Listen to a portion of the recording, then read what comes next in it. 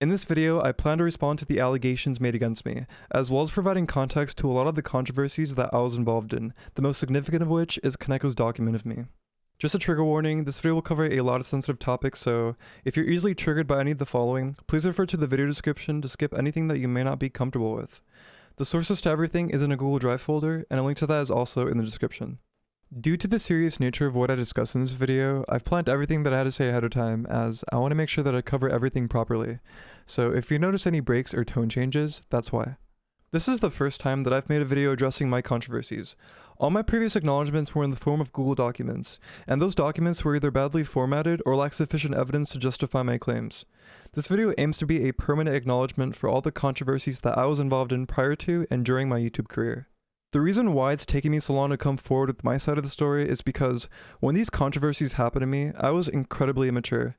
It's taken me a very long time to grow into the person that I am now, and for over a year, I've actually been wanting to make a video like this. Last week, I published a video announcing that I'd be returning to YouTube, and the video was received quite well. However, there were a few threads on Twitter accusing me of being a groomer, so then I thought it would be best to make a video clearing up all the controversial topics surrounding me before starting this new chapter in my life. The first topic I want to cover in this video are the grooming allegations made against me. The grooming allegations come from two instances with two different people. The first instance stems from Telegram conversations with a friend that I had in 2017. In these messages, I was dark gray and my friend was light gray. I met this guy on Twitter and we were both 15 at the time. A lot of people actually claim that I was much older or that my friend didn't know my actual age. This is untrue because in this screenshot, I'm telling my friend that I was 16. The reason I had said this was because my birthday was in 18 days. And the reason the screenshot looks the way it does is because, unfortunately, I had only taken a screenshot of the search result and not the actual messages. We exchanged lewds over Telegram, but we were never romantic and we were just sexual. And since this was in 2017, this was before I had uploaded any YouTube videos. Here's a censored version of my ID with my birth date stating the 10th of January 2002. So, the second instance of the grooming allegations against me is with somebody that I met in 2018, and I'll refer to this person as Red for the rest of the video.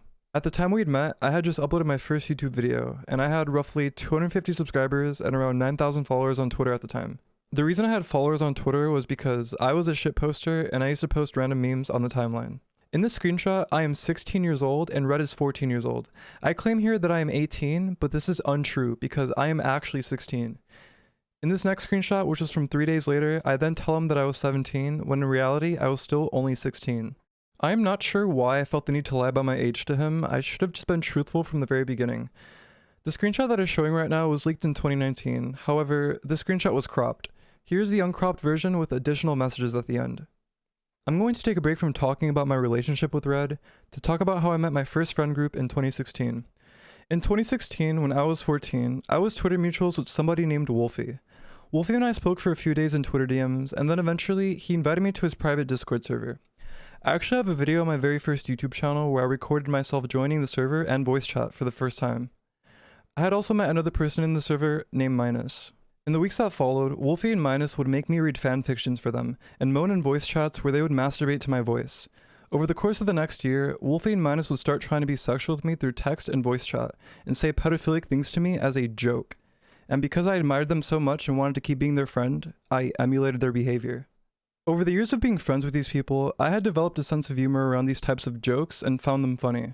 And along with that, I was also normalized to cub art, thinking that it was just normal, not safe for work furry art.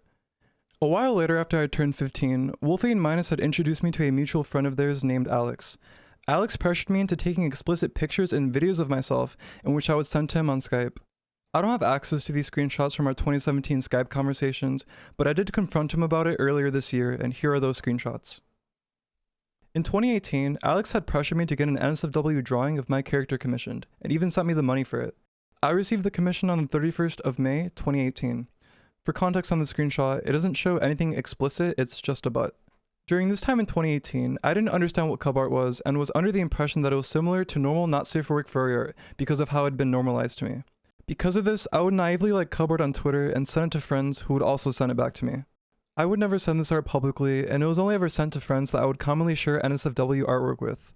Even in 2020, I found cub art to be humorous and would send cropped art of it to my friends just to make fun of it. And now, I found this art extremely disgusting, and I have not been involved with it since 2020. I do not condone cub art, and I just find it very disgusting. To further iterate my disgusting sense of humor at the time, I never sent these messages, but I would screenshot myself typing them, and I would send them to Wolfie and Minus because I knew that they would find that funny. During 2017 and 2018, I didn't believe that this sort of behavior was wrong because it had been extremely normalized to me. This was not a proud moment in my life, and I am frankly embarrassed that I allowed myself to get taken advantage of and become desensitized to a lot of disgusting shit. I am ashamed that I didn't have the courage to go to my parents or someone who could have helped point me into the right direction. I've never spoken publicly about how I was groomed, and it's not something that I'm comfortable talking about. I'm slowly working on getting better at this by being more open and accepting about what's happened so that I can try to move on. Going back to my relationship with Red, in this screenshot from 2018, they were 14 and I was 16. This screenshot is by far the most reposted screenshot accusing me of being a groomer, when in reality, it is nothing more than an extremely poor joke that stemmed from my preconditioned sense of humor at the time. Here's a screenshot that I found that was dated a few days prior to this interaction, where the joke had been reversed, just to further amplify the point that in these screenshots, we were joking, but the one that leaked was purposefully cropped to be taken out of context. A few days later, on November 7th, 2018, Red would send me sexual messages where I would just respond coldly and was visibly uncomfortable in my responses. He would pick up on my discomfort and then ask me why I didn't want to date him. I told him that I just wasn't interested in a relationship, and afterwards, Red claimed that he wanted to die because of that. This was incredibly unlike him, and after he said this to me, I wanted to distance myself from him and stop talking to him entirely. Later that same week on November 11th, he would re-add me and reach out to me. In these screenshots, I had been responding yeah because after our previous encounter, I had no interest in being this person's friend. In the screenshot, he highlights his frustration at me. This was because I had been distant and was no longer interested in maintaining a friendship with him. I felt this way because after I turned them down romantically, they became weird, so I was no longer interested in talking to them. This is the first time that they told me that they were uncomfortable, and to be clear, Red and I never shared explicit images with each other. We would only roleplay and flirt mutually. They mentioned their bulge here because I had mentioned it in a previous roleplay we had months prior. I had never had a romantic relationship with Red, and we were just friends. They then wanted to try to resume our friendship, but by this point, I had already lost interest entirely. In hindsight, I should have handled this better by breaking it off with a message, rather than leaving them on Red and ignoring their advances. Unfortunately, the next screenshot is cropped off and some of its context has been lost, but this was a few minutes after the previous screenshot. I was upset, and I don't really remember what happened that made me upset, but I could only assume that they mentioned that I didn't care about our friendship. I shouldn't have lashed out at him, and I shouldn't have tried to shift my blame onto him. I blame myself for how I handled it, and if I would have kept my cool and let him down easier, it could have mitigated a lot of the pain. Immediately after we fell out, we unadded each other again, and then he would message me on Twitter. I did not respond to these DMs, and by this point, our friendship was already over. At some point though, we reconnected back on Discord, and he would continue to make more advances to me, which I would just ignore. He much later on professed his love for me, and again, I told him bluntly that I wasn't interested. The following screenshots are just a bunch of messages in January of 2019 where Red reached out to me and would try to make weird sexual advances. I realized here that he wasn't interested in being friends with me and he just wanted to be sexual, so I would just ignore him. By this time, I still wasn't popular. I had around 500 subscribers on YouTube. So after he leaked our screenshots publicly, he had reached out to me on an alt, and here are a couple screenshots from our conversation on his alt. We spoke for a bit, and then again, he professed his love for me. Much later on, and by the time I'd become quite popular on YouTube, he joined my Discord server on a different alt account. A friend of mine had told me that he'd joined, so I banned him from my server. The reason I banned him was because he would try to call me during streams, and he had also ended up leaking my phone number, selfies, and other personal information of me publicly. My friend then also urged me to try to speak to him privately, to try to resolve things, so I reached out to him, and we spoke for a little. I ended up blocking him afterwards though, and this was our last communication. I have not spoken to him since, and he seems to have just disappeared from the internet. I don't know how I would find him, and even if I did, I don't think I would want to talk to him. In summary, I was wrong for leading him on and allowing him to believe that I had the intent to date him romantically. I regret the way that I treated him, and I should have just been more forthcoming with what I was looking for, rather than letting him be unclear and ultimately causing him to feel depressed at the outcome of us not being together. The next topic I want to cover in this video is about KonekoKitten. For those of you who don't know, Koneko is a Roblox YouTuber with over 1 million subscribers, and him and I used to be extremely close back in 2019 and 2020. In January of 2021, Koneko published a 55-page document which was extremely damaging. A link to his document will be in the Google Drive. In an instant, I had lost most of my supporters and had to end up deleting my 25,000 member Discord server due to the large amount of backlash, hate comments, and death threats that I would receive. I would like to go over some of the allegations that were made against me and own up to my own faults during this time. In Koneko's document, he spoke extensively about my abusive behavior towards him in 2020 and that I would use my self-harm to manipulate him into spending time with me. He provided multiple screenshots of our private messages to validate those claims. I'm not going to deny any of that. To say that I treated him extremely poorly would be an understatement. I was abusive, I was manipulative, and I did hurt myself and I did send him those pictures. There is no excuse for my behavior and I deserve to be called out for that. Since the beginning of 2021, I haven't hurt myself deliberately and I'm no longer taking my antidepressants. I've been in recent contact with Koneko, and I've since apologized for my actions during our relationship. Together, we've decided that we should no longer be hateful towards each other, and I wouldn't say that we're super close friends, but we're more so on speaking terms. In the document, Koneko states that our relationship was very one-sided, in the sense that he didn't reciprocate intimately or sexually to me much or at all. I would like to correct this and prove that not only was our relationship not one-sided, but that it was rather mutual, and it had went on for many months. A trigger warning, these following screenshots are extremely explicit and sexual. For some context, these screenshots are from a video I recorded of our conversations long after we'd had them. The deleted user is me, but the account actually isn't deleted, I had just renamed it to that. The earliest recorded sexual encounter I had with Koneko was in September of 2019. I believe we had earlier encounters, but this is all I had recorded. This screenshot was from the same time, however, I excluded some messages here because it shows an explicit picture of me that I do not want to be shown publicly. Here's a conversation from a few days later where I had another sexual encounter with Koneko. And here's a conversation from the same time later that month. I had many more sexual encounters with Koneko around this time. However, my point was that this was not a one-sided relationship. Koneko and I both did this willingly and mutually. Koneko had stated in his document that he never once asked me for nudes. This is completely untrue, and I had never sent him a nude without his permission. At the time Koneko made his document, he deleted a bunch of our chat logs. The reason I believe he did this was so that he could capture a very specific narrative in his document. And the reason he didn't delete all the evidence is because I suspect that at the time, he didn't realize that the account actually was not deleted. Here's a screenshot where Koneko admits to deleting messages from our conversations. And here's another screenshot where he mentions that the document was cherry-picked. Here are the screenshots from a conversation where he very clearly deleted messages, as my side of the conversation makes absolutely no sense if those were his only messages. His document states that he grew uncomfortable with the pace of our friendship and how fast it had moved from casual to sexual. He also stated that he shut it all down in October of 2019. However, this is not true. We continued to be sexual until December of that year, 1 month before I would turn 18. Here's a conversation from December of 2019 where we were still lewd with each other. As mentioned, we stopped right before I had turned 18, and this took a big toll on me, because I thought that I would be with him after I'd turned 18, when in reality, that was not the case, and he became distant from me. In January of 2020, I would start talking to other guys, and I would send Koneko screenshots to try to make him jealous to get him to take me back. I ended up impulse dating somebody who was 16 at the time, turning 17 in a few months. I broke up with this person in March of 2020, and our relationship only lasted 3 months. I only really dated this person to make Koneko jealous. I don't think he stopped being sexual with me because I had turned 18, but rather at the time there was a family incident and he needed to attend to it. I should have just given him space and moved on myself. However, Koneko for the first time made me feel a true connection to somebody, and this had blinded me and hindered my better judgment. Throughout 2020, I became increasingly abusive towards Koneko, and I would use my self-harm to manipulate him into spending time with me. I became extremely depressed, and the Prozac that I was taking at the time was not super effective in helping me mitigate my thoughts of suicide.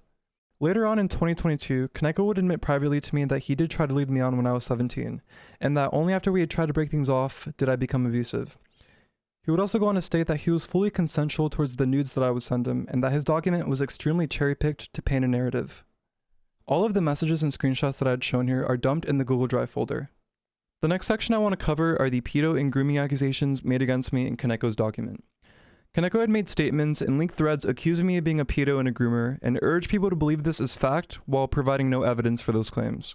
In 2019, while I was still close with Koneko, I would talk to him about Red, and I had told him the true story about what happened. I also told him that my screenshots with Red had been taken out of context. However, he still felt the need to include this in his document. Unfortunately, this ended up being the most reposted section of his document, and these false groomer and pedo allegations would end up sticking to my name for the years that followed. Also, in Koneko's thread, he mentioned that I flirted with a minor in my Discord server by calling them daddy material. This thread has since been deleted off of Twitter, but Wayback Machine still has it. I did not do this, and I have never flirted with random people in my public voice chats. When these claims were alleged, I was at the peak of my YouTube. I find it hard to believe that if I had joined a voice channel and flirted with a minor, that there wouldn't be a voice recording of me doing so. It blows my mind that these claims were taken at face value, without a clip of me doing anything. He would also then later admit to me that he knew these claims had no substance and was prioritizing his own career over mine. After the document got published, my sub count had flatlined, whereas before, my sub count had been doubling every few months. I also ended up being pressured to delete my 25,000 member Discord server, due to the severe amount of death threats that I would receive. I would also go on to state to him that I had no issue being called an abusive and manipulative friend, and that I did not care that he'd glossed over how sexual our relationship was, and that the only thing that I cared about was how he dogpiled the false pedo and groomer allegations that people everywhere still claim are real to this day. After recording this, I noticed I had left out a claim made by Koneko. In Koneko's document, he claims that I had sent him cub art maliciously. This is not true. I had sent Koneko what I thought was kimono artwork. He liked the art and I wanted to send him more, so I did a reverse image search, which revealed that the art was actually drawn by an NSFW artist. Immediately after I found out that the art was drawn by an NSFW artist, I realized that it was cub art and not kimono artwork. My reaction to this was finding it funny and making jokes about it, as this was my sense of humor at the time. When I said, even though it's good, I was not referring to the cub artist Twitter, I was referring to the art that I had sent to Koneko. This claim was added on because it's part of the pedo and grooming accusations in the document. Koneko knew the context here and still added it on because, without context, my actions look quite disgusting. This is also something that I later clarified to him and owned up to fully. In 2022, I reached out to Koneko apologizing and owning up privately for my mistakes in 2020. As I mentioned in the intro, I had been thinking about making a video like this for a long time. However, every time I would approach Koneko, he would constantly dodge and stall whenever I requested him to own up to his mistakes in the document. In this screenshot here, I call him out and speculated as to why he was so hesitant to own up to his own mistakes. That being because of the potential backlash he might receive due to him being sexual with me when I was 17. He assured me that this was not the case, however, I was not convinced. And then he mentioned that I might look bad because of Naku. For those who don't know, Naku was a 16-year-old girl Koneko dated back in 2019 while he was 20 years old. Koneko and Naku were together while him and I were being sexual with each other over Discord. After they broke up, Koneko would go on and make a statement about their relationship, justifying it by claiming that their relationship was purely platonic, and that he was not a pedophile because he was not sexual with Naku. I have no idea about their relationship dynamics, as we barely spoke about that. The only thing I want to address are his justifications. He had claimed that he was asexual with near zero interest in 18+ activities. Koneko was in no way an asexual during this time, as he had been extremely sexual together with me during 2019, when I was 17 years old, while him and Naku were still together. As mentioned previously in this video, our sexual interactions would come to a stop in January of 2020, right before I had turned 18. His relationship with Naku would last an additional 9 months, before eventually coming to an end in September of 2020, around the time that she was turning 18. As I've mentioned previously, I have absolutely no idea about Koneko's relationship with Naku, or about why it stopped. I also know next to nothing about her. The only point I want to address was his claim of being asexual during this time, which is just completely false. 2 weeks ago, when I reached out to Koneko and told him that I was making this video, I pleaded with him to try to make a statement retracting the groomer and pedo allegations he made against me. Although he had promised many months prior that he would do this, he would ultimately go back on his promise and reject the idea entirely. Instead, he would deflect and talk about my actions during 2020, using his grandfather as a pivot point and blaming me for the time he'd lost. I continued to pressure him to come forward, but he never gave in. He continued to deflect and dodge accountability.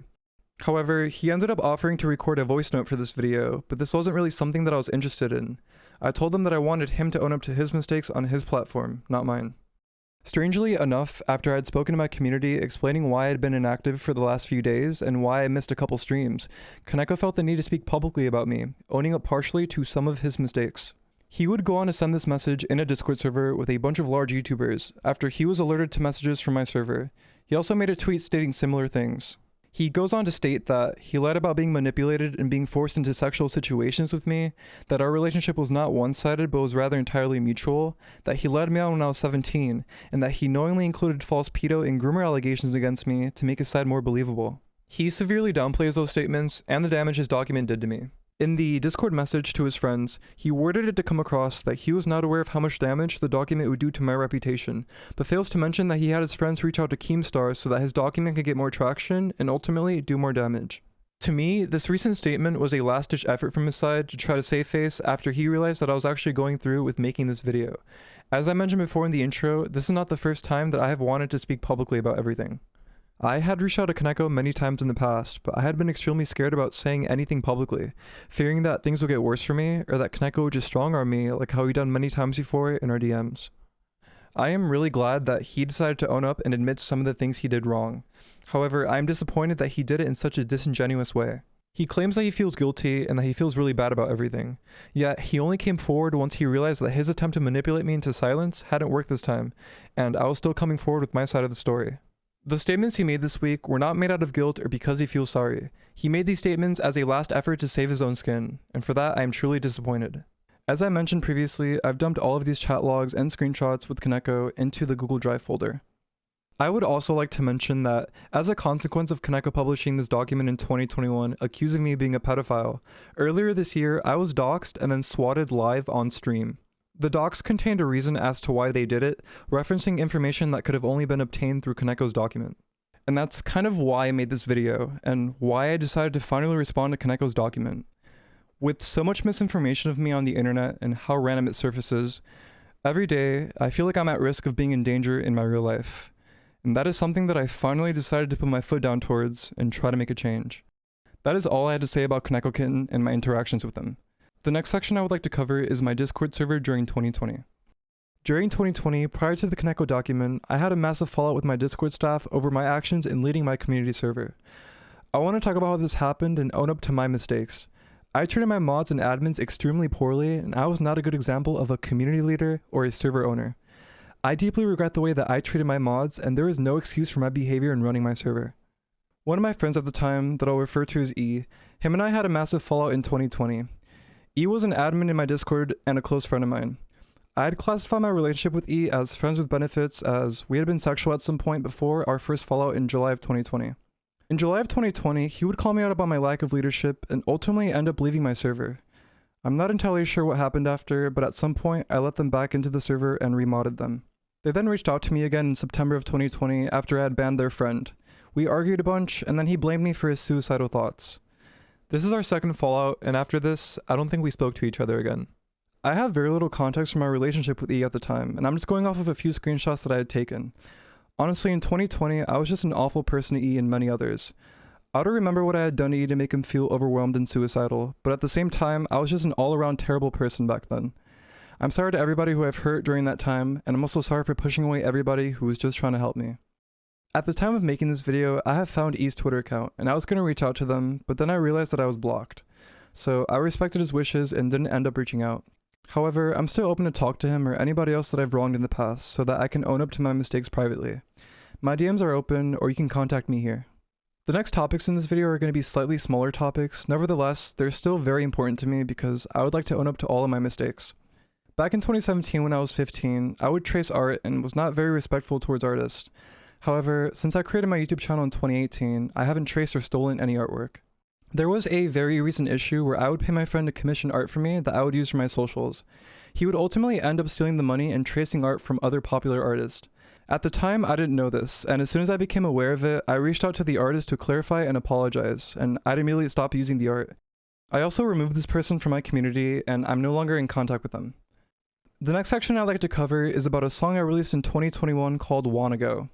I released the song as an attempt to get into the hyperpop genre. The lyrics of the song were explicit, but weren't actually based on any real-life experiences that I had with anybody. The song was simply made to be silly. I had made 2 previous attempts, but I never published those. And I ultimately ended up publishing Wanna Go because I had made the beat from scratch, and I really liked it. The song got a lot of hate, so I ended up taking it down. However, it got re-uploaded, and the cover art was changed to call me a groomer. I issued multiple takedown requests of the song because I didn't want the song around, and I didn't want it to appear on my recommendations for my lo-fi music. At the time, the song was repurposed to propagate groomer allegations made against me.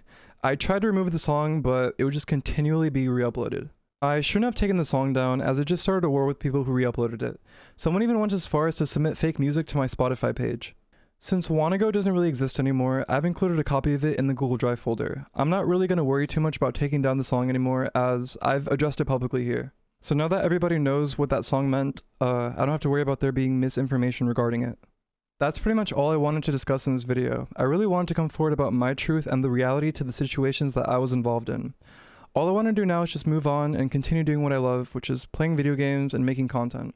I really should have done this sooner, but I hope it's understandable as to why it took so long, for that I could actually grow into the person that I am now.